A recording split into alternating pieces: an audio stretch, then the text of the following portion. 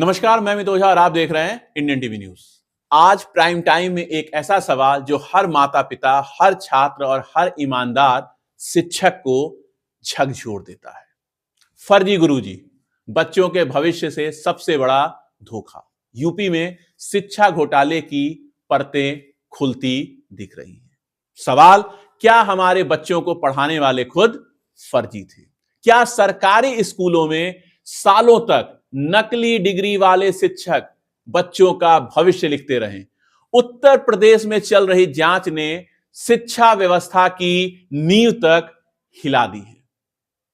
UP में अब तक 200 से ज्यादा, जी हां बिल्कुल सही सुन रहे हैं, 200 से ज्यादा संदिग्ध शिक्षक पाए गए हैं, जिनमें दर्जनों गिरफ्तार हो चुके हैं, 50 से अधिक बर्खास्त हो चुके हैं और यह सिर्फ शुरुआत है।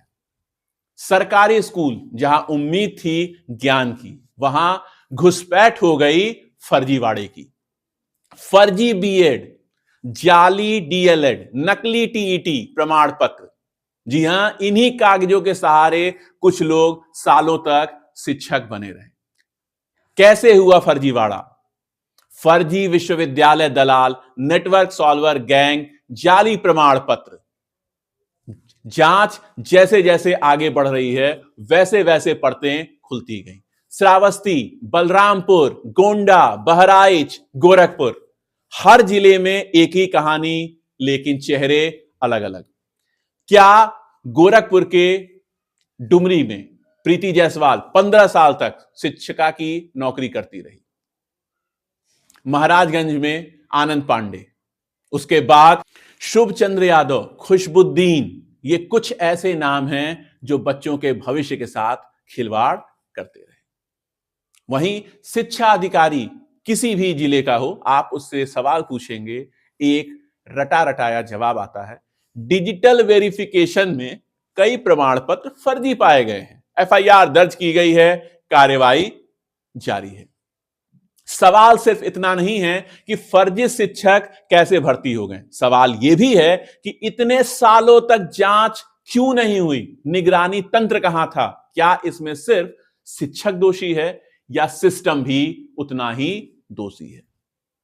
अपने दर्शकों को बता दें, सिर्फ उत्तर प्रदेश के सिर्फ श्रावस्ती जिले में 53 शिक्षक, जी हां बिल्कुल आप सही सुन रहे हैं, 53 शिक्षक बर्खास्त हुए हैं, 5 गिरफ्तार। राज्य स्तर पर 200 से ज्यादा नियुक्तियां जांच के दायरे में, मतलब साफ है यह मामला छोटा नहीं, यह राज्यव्यापी शिक्षा घोटाला है। सोचिए, जिस शिक्षक पर भरोसा करके आपने अपने बच्चे को स्कूल भेजा, अगर वही शिक्षक फर्जी निकले, यह सिर्फ सरकारी धन की लूट नहीं, यह पीढ़ियों के भविष्य से अपराध है। लेकिन इस अंधेरे में एक राहत की खबर भी है, वो ये है कि अब डिजिटल वेरिफिकेशन अनिवार्य है। फर्जी शिक्षक सिर्फ बर्खास्त नहीं होंगे, जेल जाएंगे। दलाल नेटवर्क पर भी शिकंजा कसा जाएगा और योग्य अभ्यर्थियों को मौका दिया जाएगा। उत्तर प्रदेश सरकार का साफ संदेश है, अब शिक्षा के नाम पर धोखा बर्दाश्त नहीं किया जाएगा। आज सवाल सिर्फ फर्जी शिक्षकों का नहीं, सवाल है क्या हम अपने बच्चों का भविष्य सुरक्षित कर पा रहे हैं? यह लड़ाई सरकार की नहीं, सिस्टम की नहीं, यह लड़ाई हर बच्चे के हक की है। कुछ सवाल जो हम आज अपने चैनल के माध्यम से पूछना चाहते हैं सरकार से और शिक्षा विभाग से। अगर शिक्षक फर्जी थे तो भर्ती के समय सत्यापन किसने किया? क्या यह माने कि सिस्टम की चूक से फर्जी शिक्षक सालों तक नौकरी करते रहे? अब तक पकड़े गए शिक्षक तो सामने हैं, जिम्मेदार अफसरों पर क्या कार्रवाई हुई? जिन बच्चों को इन फर्जी शिक्षकों ने पढ़ाया, उनके भविष्य की भरपाई कौन करेगा? क्या सरकार यह बताएगी कि कितने साल तक फर्जी शिक्षक वेतन लेते रहे? क्या इस घोटाले में भर्ती बोर्ड या परीक्षा एजेंसियां भी जांच के दायरे में हैं? सवाल शिक्षा विभाग के अधिकारियों से भी हमारा है कि डिजिटल वेरिफिकेशन अगर आज संभव है तो पहले क्यों नहीं किया गया? क्या यह सही है कि दलालों और अंदरूनी लोगों की मिलीभगत से नियुक्तियां हुई? फर्जी पाए गए शिक्षकों से अब तक कितनी वेतन की रिकवरी हुई है? क्या यह कार्यवाही सिर्फ निचले स्तर तक सीमित रहेगी या ऊपर तक जाएगी? इन सबके बीच जो फर्जी शिक्षक हैं, जो आरोपी पक्ष हैं, उनसे भी हमारे सवाल हैं कि आपने बच्चों को पढ़ाने का अधिकार किस भरोसे पर लिया? क्या यह सिर्फ आपकी गलती थी या सिस्टम ने आपको मौका दिया? क्या आपको पता था कि आपकी डिग्री फर्जी है, फिर भी नौकरी क्यों की? क्या आप उन बच्चों से माफी मांगेंगे जिनका भविष्य आपने दांव पर लगा दिया?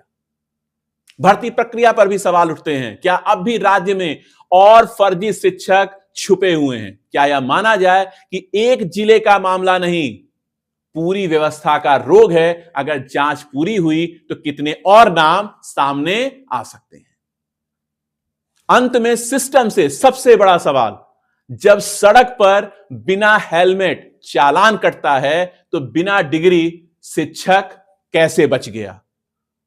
अंत में सबसे बड़ा सवाल, क्या यूपी सरकार यह गारंटी देती है कि आज कक्षा में बच्चों को पढ़ाने वाला हर शिक्षक असली है? और अगर नहीं तो जिम्मेदारी किसकी होगी? हमारी तरफ से इस पूरे मामले पर लगातार नजर बनी रहेगी और फर्जी शिक्षकों के काले कारनामे सामने अगर आते रहते हैं तो उनकी खबरें प्रकाशित भी की जाएंगी। आज की खबरें फिलहाल सिर्फ इतना ही है, लेकिन एक बार जब विद्यालय अपने बच्चों को छोड़ने जाइए तो गुरुजी से एक बार जरूर पूछ लीजिएगा, गुरुजी आप असली तो हैं? कल हम मिलेंगे एक नई खबर के साथ, तब तक के लिए आप सबको नमस्कार।